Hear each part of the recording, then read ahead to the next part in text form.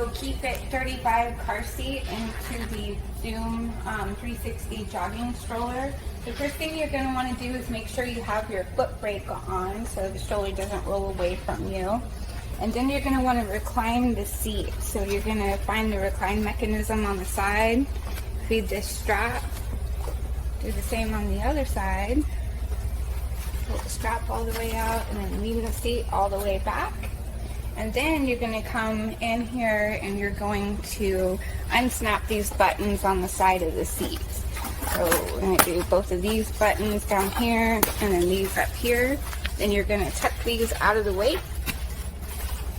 That way you expose the frame. And then you're going to repeat the same thing on the other side. And then you'll take your Tico Keep It car seat adapter. You're going to want to close the canopy halfway, that way you can access this top side of the frame a little bit easier. And then you're going to use these little clips here to attach it.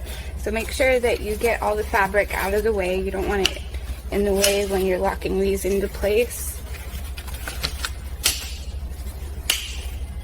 And then the car seat adapter will come with these Velcro strips.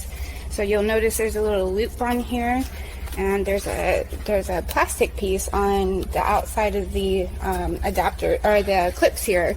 So you're just going to loop it on there, wrap it around, and it goes around twice. So you're going to repeat that on all 4 of these.